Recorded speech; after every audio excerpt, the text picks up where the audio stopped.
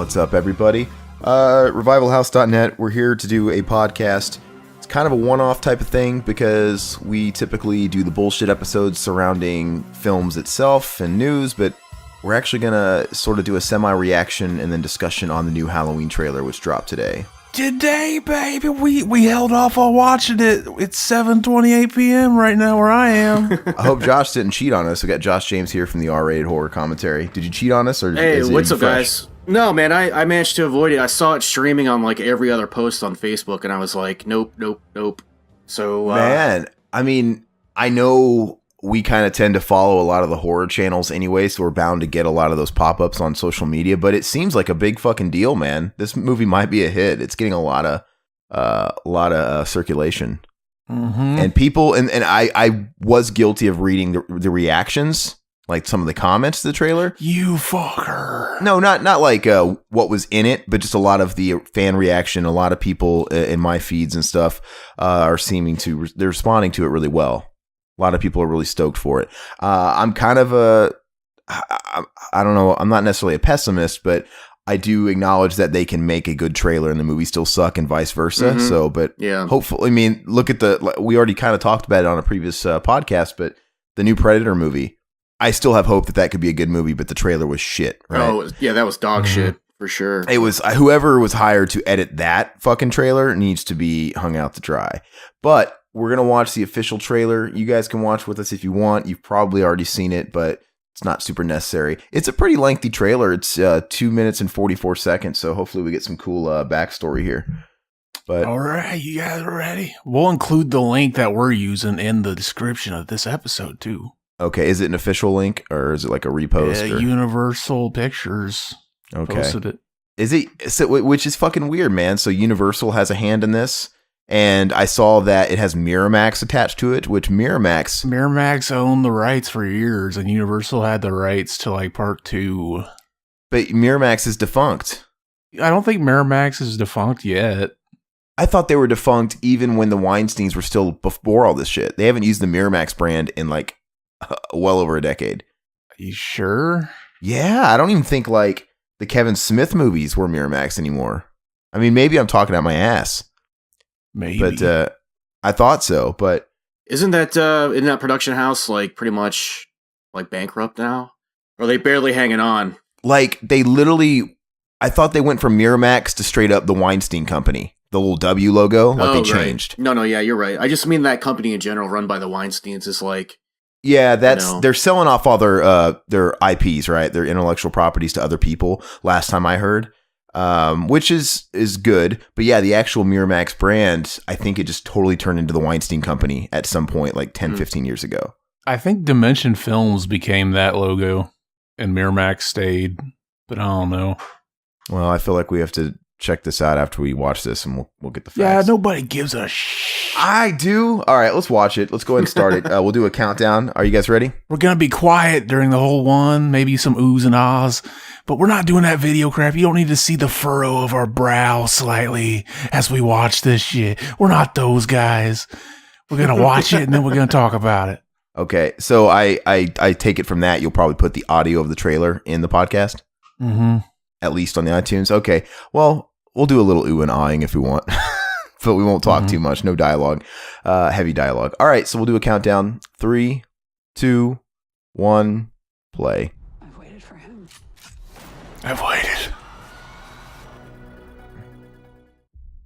Testing 1, 2, 3. We're on. We're here to investigate a patient that killed 3 innocent teenagers on a Halloween in 1978. We've got our Loomis replacement. Is that Loomis? No. No, I just mean in that type of role. Oh, okay. The last 40 years, They're playing checkers. It looks like the little dick guy from Ghostbusters, the redhead, the bad guy. He does. Well, Dick Peck. Yeah.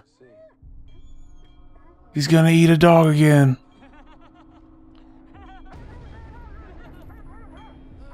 It looks like the guy from Dreamcatcher. I know I've seen him in other things, though. That's a cool shot, though, with the checkered floor. Everyone in my family turns into a nutcase this time of year.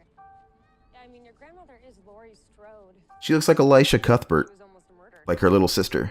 Alicia Cuthbert, baby. No, it was not her brother. I wonder if they go back to the original house in this. Do you know that Or was I know. was that supposed to be the original house? Like they just replaced it? so I can kill him? I know we said we wouldn't really have commentary during the trailer, but I know we're doing it anyway. But I kind of agree with your sentiment, Zach, that you said yesterday that this looks a bit too Hollywood. Mhm. Michael's It looks like a Blumhouse production. I was hoping they'd recreate the John Carpenter look. Yeah, man, a little bit of grain, a little bit of actual film, and this is digital. The blue hue to the whole movie. Yeah. Man, they did another bathroom stall scene. I mean, it doesn't look bad, but it looks like a Blumhouse movie. It looks like every other. Let's see. Why do they feel like they have to repeat He's waited for me. certain things? I guess because it's just a trope for these movies now. You don't believe Oh, she's crazy in this one too. Another repeat. Yeah, I hope if they were gonna retcon the way she was in H2O and all that shit in Resurrection, I would hope they at least make her character a little different. But right now, she seems like a loony bin that's been obsessing over it, just like those movies, you know. Mm-hmm. Is he gonna be in the closet? Oh, That's pretty cool. yeah, he looks awesome. Mm-hmm. Huh. You know what? I did see people posting pictures of her wearing like a mechanic suit, and people were like, "Are they gonna pull a twist? Is it gonna all be in her mind the whole time?" And it's her doing it. Yeah. What did you guys think of that? That would be fucking dumb as shit. Yeah. I don't know. I might think that's okay if they do it right. It'd be super fucking dumb because you just called it. You know? Like, why would you think that was cool if you already fucking predicted it? Because I could see stuff like that coming from a mile away anyway. I watch a lot of movies. Yeah. I don't know, man. Well, maybe it'll be hashtag Zach was right here in like 10 months, but no, not 10 months, fucking 4 months. Wow, it's right around the corner. I don't know. That to me, doing something like that just really seems like a bad idea because they'd always pisses the fans off. It's kind of like at the end of the movie where the person wakes up and it was all like a dream, you know? It's like, oh, come on. It wasn't even him the whole time. That never bothered me either. To me, if like you see it happen in the movie, so it happened. Fuck the ending. Yeah.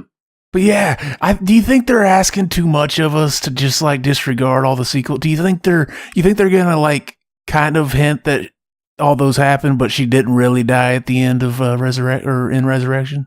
I think it's going to be the Curse of Chucky twist where they're acting like it's a reboot, but then it's going to acknowledge H2O and Busta Rhymes is going to show up at the end. It's going to acknowledge Resurrection. He's going to be in the back seat and he's going to. They wouldn't dare, dude. Yeah, they'd get Kendrick Lamar now. Yeah, right.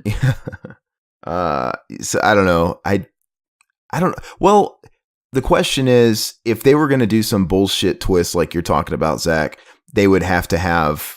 I don't know. That would be like them saying, "Okay, look, we're going to end it with this movie. We're just going to make a definitive movie," and we know that's not going to happen. You know for a fact, Blumhouse, whoever's putting up the money, is like, you got to write this movie to where we can somehow make a sequel if we want to. Mm-hmm. You know, they're going to leave a door open, whether or not the writers and the directors and all those people come back. You know, the people who have the properties are going to milk it if it's a hit. And they will. Do you think it's asking too much to just ask us to forget? Because they did that already. They're like, oh yeah, retcon. You know, it's cheap for sure. It's really self-serving. Yeah. You know, it's fucked up. Well, like imagine like how confusing it's going to be for people watching these movies in the future. Like, okay, so Halloween 18, my bad, is a sequel to the first one, but not 2. But she's in 2. Yeah. And Halloween H2O was a sequel to 2, and she was in it. Like, what's going on here, baby?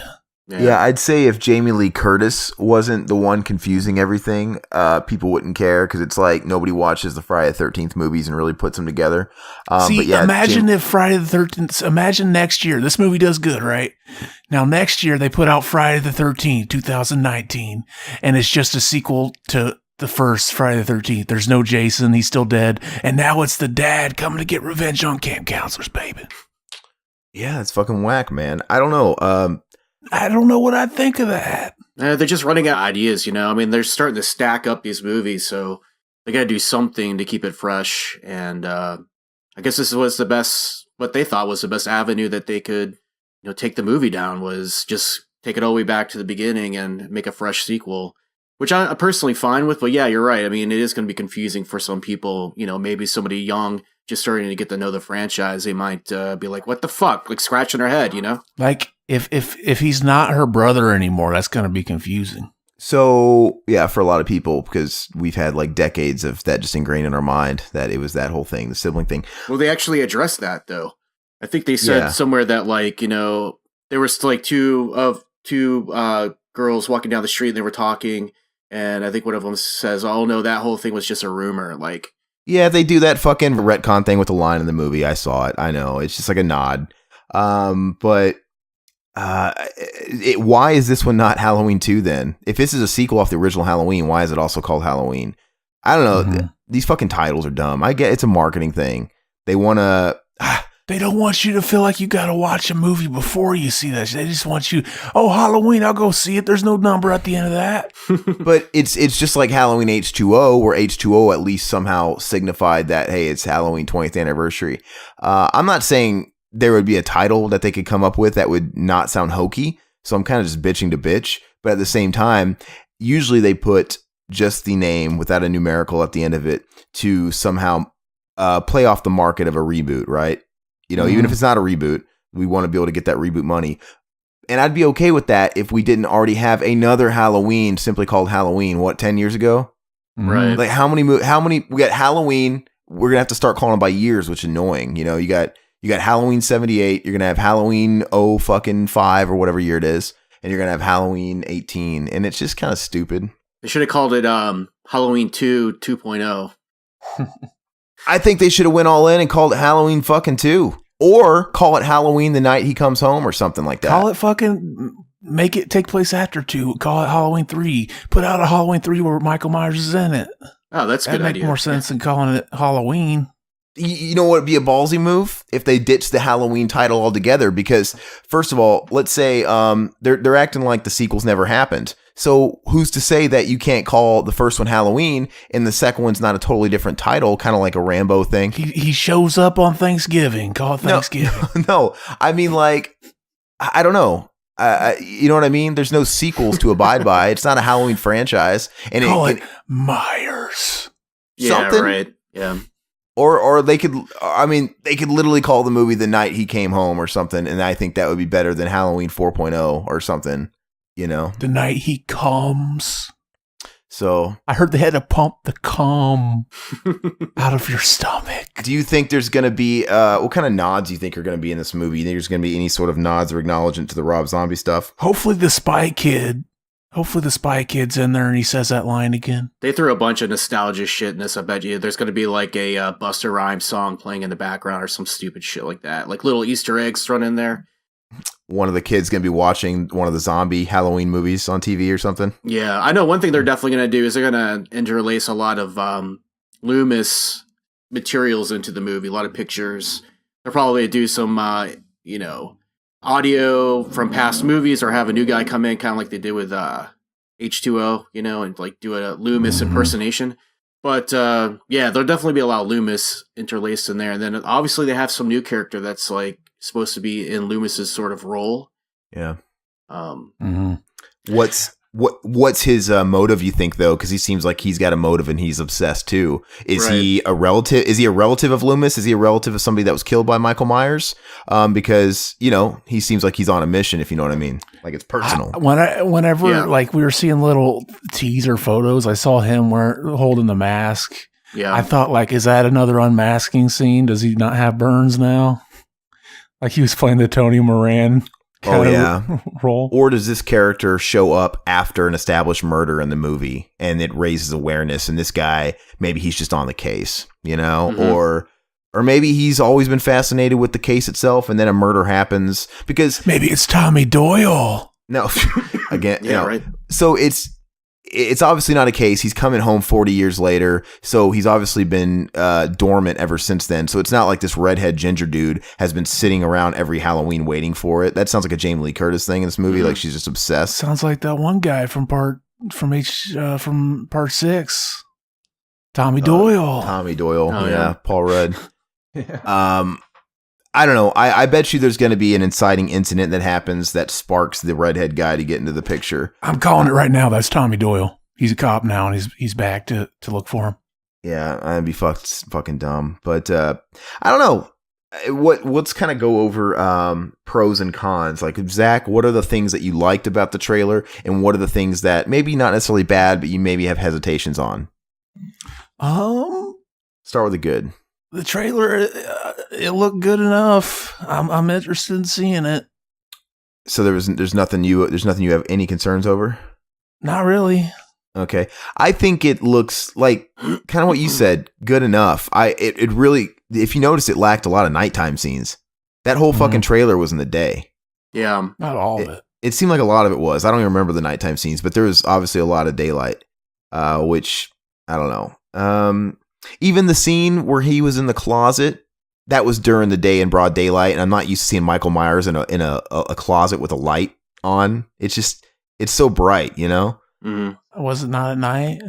It looked like it was daytime, and the closet light was also on. I'm just not used to seeing Michael Myers in a lit environment, minus the fucking house in Halloween 2, that husband and wife, he walks in the kitchen and kills him. Michael was rolling around in the daylight a lot in the first movie. In the first one, he was, but I don't know, the whole second part of the movie's at night. Who knows? I don't know. But I think Zach was onto something when you said yesterday that the movie was a little too clean, a little too digital. That's just maybe a slight nitpick. That's one of those things where if the movie's fucking amazing, you can overlook it. It's whatever. Mm-hmm. It does look like it lacks a little bit of character because it looks like every Blumhouse movie that gets pushed out. Whereas the original Halloween definitely has that has a certain charm about it. Michael looks great. He looks fucking amazing. Whoever recreated that mask did a great job. I don't know. What about you, Josh? Anything in particular you liked about it? The way it looked didn't really bug me, didn't really distract me or anything. I always like movies that look like film, preferably, but, you have to kind of pick and choose these days. I mean, most people shoot digitally, but it's not an irredeemable quality at all. Right, it's not right. irredeemable. I can look past it or whatever. But the only thing that really gave me a second, moment to groan was just kind of like, man, they're repeating things.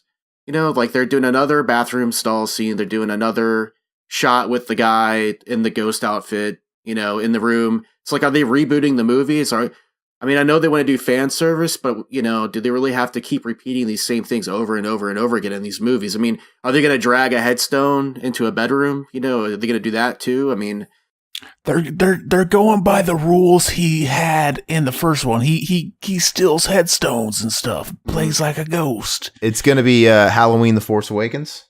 that's what I'm saying. Yeah, it's like, are they just making a reboot and not really calling it a reboot? Are they just going to steal everything from what made the first one great and not really, break any new ground here? Or? The bathroom scene was from H2O, though. And it's also in fucking I'm Joe Grizzly, bitch.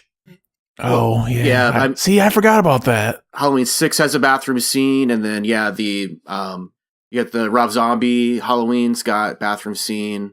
There's a few. There's like 3, I think. That people got to use the bathroom, baby. You gonna grind their gears over that?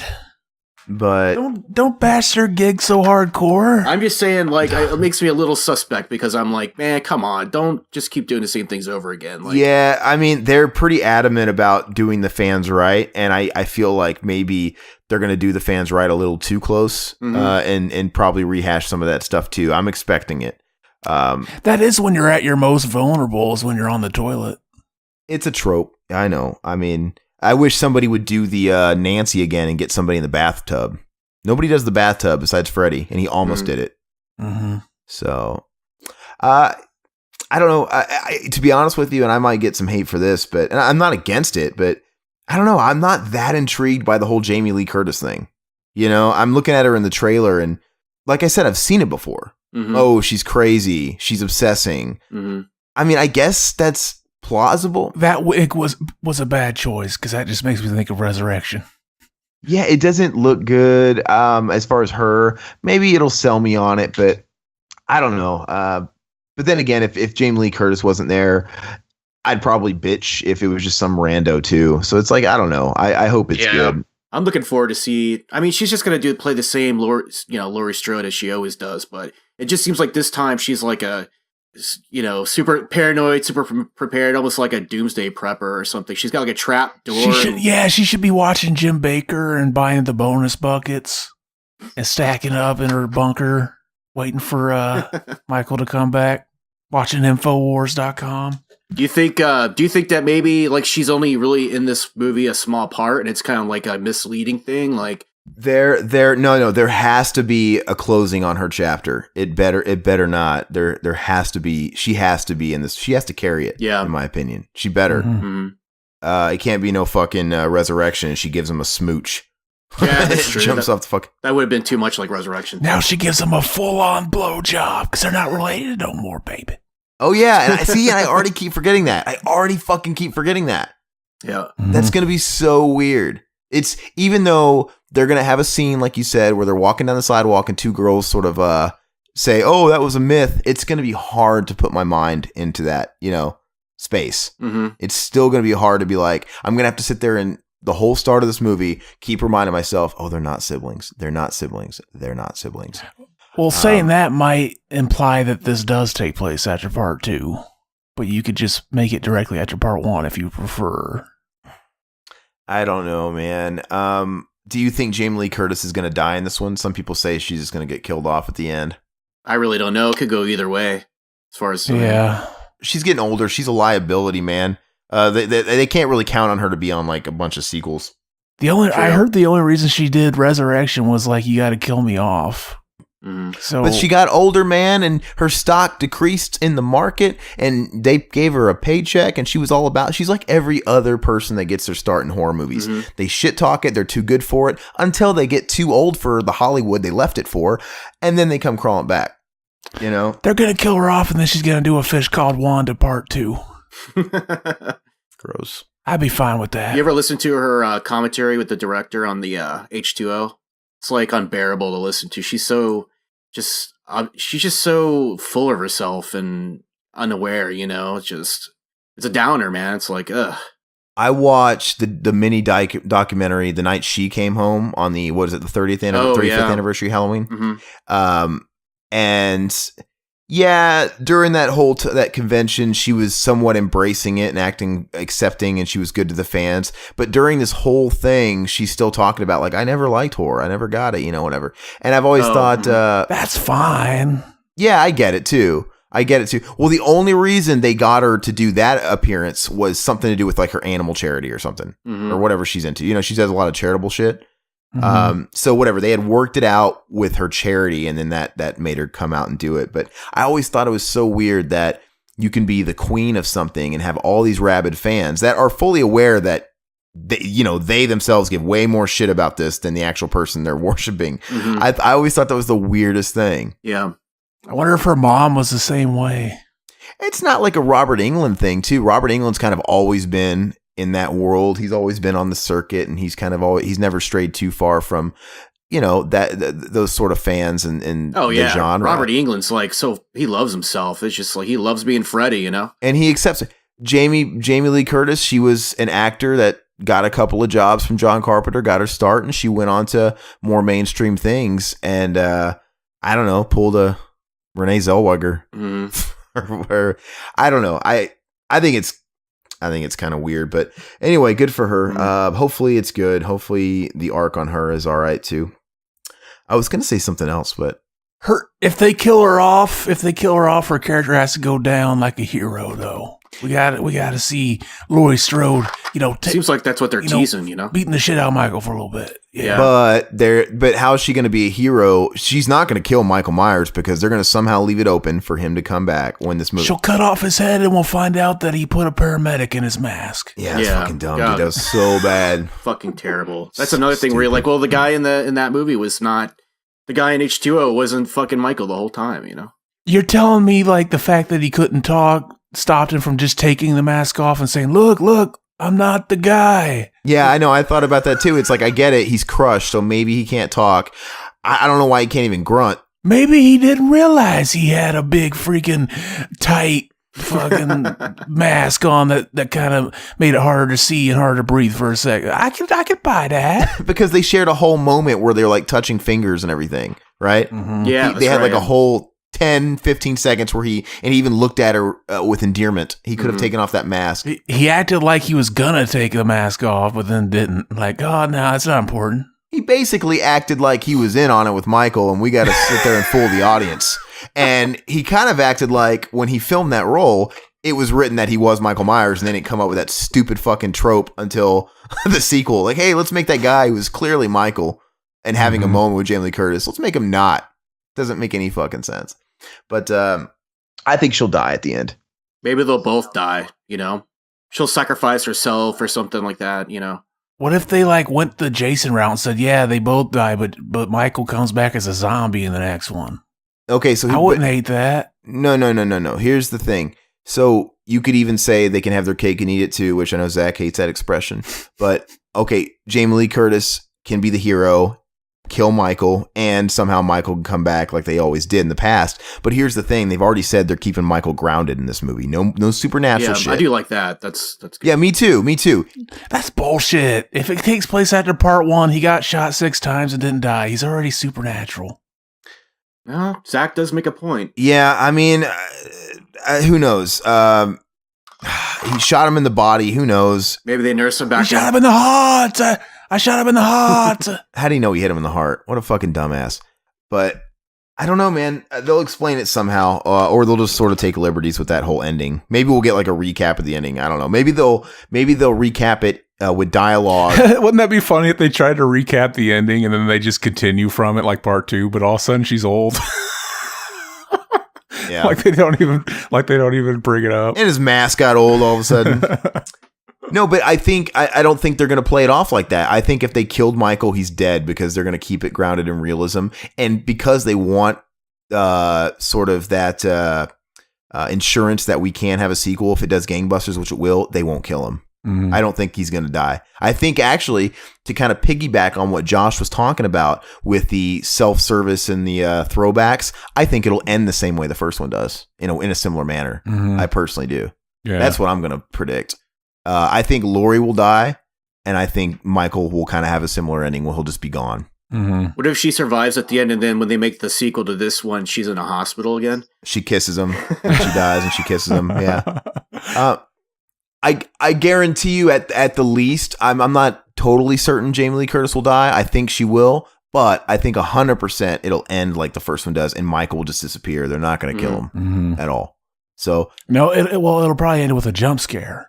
I'm fucking stupid. He smashes through a building. Do you think it's gonna? I think it's probably gonna end like the first one, like I said. But do you think there's a possibility it could end with a twist, like some sort of twist? Maybe not the fucking ridiculous twist you mentioned at the beginning, where it was all in her head and she's doing it. But I don't know. Maybe it's not Michael at all. Maybe it's Dr. Loomis and he never died. Copycat. It's Dr. Loomis. No, does Michael look bigger? Does Michael look bigger in this movie? He looks kind of tall. He looks a little bit stocky. They're not going to pay attention to shit like that. He looks taller because he was a short piece of shit in the first But one. it is the same guy. Only for part of it. I was gonna say, I wonder how many scenes Nick Castle's actually in. I mean, it's only probably just a few, a handful, And I think, yeah, who knows? I wonder why they even got him. Obviously, just to add legitimacy to the project Just add or his whatever. name to it, but I don't know why they'd get him and then just use him for some shots, though. because they want to get his name on the production. They want to. I bet you they just use him for all the still frame shots where he's standing, but all the action shots where he's actually moving is probably somebody else. But and if that's the case, man, what an easy paycheck. I'm pretty sure Tony Moran's sitting by the phone still thinking they're going to call him for reshoots. The thing is about the Nick Castle thing, though, is like, he's an old guy now. I'm sure his body type has changed as well. So, he might not even look the same in the getup, They might just be using him for close-ups. Like close-up, like putting on a mask. Get or the eyes and... something like close-up eye shots. Yeah, because people might recognize those eyes. Yeah, it's going to be something loose like that. But anyway, I think it's a pretty good place to wrap it up. I guess the general consensus, is that the trailer was... It did its job. It made us, it intrigued us. We want to see it. And hopefully, if everything goes right, we're going to see it together. Here's the thing. They had to really fuck up that trailer to make us not want to see it, because everybody wants to see it anyway, right? Mm-hmm. I think it wasn't a bad trailer. I don't think it was a great trailer. Wasn't perfect. I'm kind of just want to watch it again because I wanted you guys to shut the fuck up while it was on. I know. I'm going to watch it again myself in silence, but I think that's where it sits. I don't think it's a bad trailer. I don't think it's a great trailer. I don't think it really is going to have an effect on how the movie actually is, but the trailer was just kind of... I'm sure it's enough to hype the fans. I mean, we've been looking on social media all day, and all the fucking fans are just coming their fucking britches right now. Yeah, we started hearing rumors it was going to come out on Friday or sometime during June. Dude, and why? People were excited, baby. Why can they get this mask down in this one, but they struggled so fucking hard in all the sequels? I don't know. Maybe there was... I think they either, like, it was a total afterthought and something you put together at the last second, or they just overthought it, you know, and they're like, oh, we're going to improve on it. It could have been a licensing thing, too. Yeah, I was wondering if it's like a Star Trek licensing thing, or what's his nuts' face. Mm-hmm. Maybe that finally caught up to him or something. Because, that wasn't well known when the movie came out. They didn't... That was kind of revealed later that that's how they made the mask. So maybe, like, people got pissed. Yeah. Like, whoever made the mask was like, hey, I want a cut. Yeah, I mean, Halloween was still kind of made in that era where you kind of got away with shit without certain permits and stuff, and didn't really do a lot of that stuff on the back end. So, yeah, maybe that would be an interesting... If anybody was like going to a convention, I know William Shatner does the con circuit a lot these days. That's one thing I would ask him. Be like, hey, in this new movie, did they fucking give you a check? Did they cut you a check for your likeness? He might have been like, it might have been him. Like, I want some residuals, because from what I hear, he's kind of a douche. And like, if you ask him, he'll tell you he invented NASA and stuff like that. Yeah, right. Yeah, he's kind of weird. My show invented NASA. So it's like, then you didn't invent NASA. Gene Roddenberry invented NASA then. Yeah. So I bet you $1 million that there's something like that happened and he got a paycheck or something, because there's no way they couldn't have remade this mask to perfection back in those days. I mean, I get it. They don't have to remake it to perfection, but fuck, it could be better than the 4 and 5 masks. The 4 is, it looks completely different. And part 5 was just like, what the fuck? Oh, they're so bad. I mean, they're both bad. They're all bad. I don't know. I guess part 6 is the second best. Yeah. You know? And then maybe the Rob Zombie ones is probably third or something. Yeah, it's pretty out there. CGI mask is the best. Yeah, if you want to have a good laugh, watch the original mask they shot all of H2O with before they had to reshoot it because people didn't like the mask. That's not Michael Myers. It looked like a Dennis the Menace mask painted white. That's funny. Richie Rich or something. Is there a clip, or did you read that where some kid said that ain't Michael Myers? That was on the 25 Years of Terror documentary. Okay. Which I still don't think I've seen. But anyway, we'll wrap it up. Decent trailer. We're going to watch it on our own just to kind of, soak it in a little better. But let's go ahead and do some pitches here. We got a pitch, Josh James. So go ahead and do your pitch for your R-rated, man. Yeah, I mean, we got a YouTube channel, R-rated horror commentary podcast. Yeah, we just do commentaries and talk about all the horror films that you love. Maybe some that you haven't heard of before. So come on over and subscribe and hit the bell to get notifications. And we're also on iTunes, so just search for us there. And yeah, that's it. No horror. Did you already say Horrorphilia? Right, we're on horrorphilia.com. That's our parent website. There's a lot of great horror podcasts on there. And yeah, you can, if you go find us on horrorphilia.com, you can actually watch the commentaries with the movie. So it's a video commentary. Does your parent website beat you? Oh, yeah. When I get out of line, Jason gets his belt out, Do you say like Freddie, yes, sir, may I have another? To Alice Cooper? You're right. So, and then Zach, we got a pitch. Fucking Mac and Zach Save the World. They just dropped a new commentary. I'm not sure if it's a drunk one, but scary movie. But anyway, I haven't listened to the commentary myself. I hear it's funny. And I think as of this posting, we've got 2 commentaries up. We did the second episode of Are You Afraid of the Dark, and shortly after this, I'm sure we'll have another film commentary to be determined on what that's going to be. Be sure to, if you guys are on YouTube, subscribe. And like Josh mentioned, there's a stupid bell now you have to click. And then you have to tell that bell that, hey, I want to be alerted every time a new video is posted. And then even then, they won't tell you every time because they're still just trying to fuck everybody. And did you know they're fucking with the way, they're also fucking with YouTube again. They're making it to where, do you know how when you check your videos and you want to watch your subscribed videos, it shows all your videos in order of which they were uploaded. Mm-hmm. It's not doing that anymore. They're changing it. Mm-hmm. So now, even with the stuff that you do subscribe to, they're going to order it in by analytical, like what they think you would like the most. Mm-hmm. So, you know, for example, I don't know, man, it might push like all our most watched commentaries to the front, which is fine, but it's also kind of defeating too. It's like, no, man, like we kind of just want them to come as they are. But who knows how that's going to work out. But also check the link in the description. Click on the iTunes link there. We're also on Google Play and Stitcher and things like that. But the iTunes link is there in the description. Click on that. Check us out over there because we can get away with a lot more. We don't have to sit there and be a slave to Google and their restrictions. And also, if you think we deserve it, hopefully you do, on iTunes, leave us a 5-star rating and a nice little comment of feedback or review. And, you know, feel free to let us know if you did that from YouTube and we'll give you some validation there. And definitely do that for Josh James, too. Those comments are everything. That's basically... Yeah, absolutely. It's exposure. That's how you rise in the ranks in iTunes. But that is all we got. Oh, last but not least, we got a new Deep End podcast up as well where we talk about that Roseanne controversy and all the stuff that stemmed from that. So that's pretty cool for all you guys that, you know, don't mind serious banter. But that's all we got. Any last words, guys?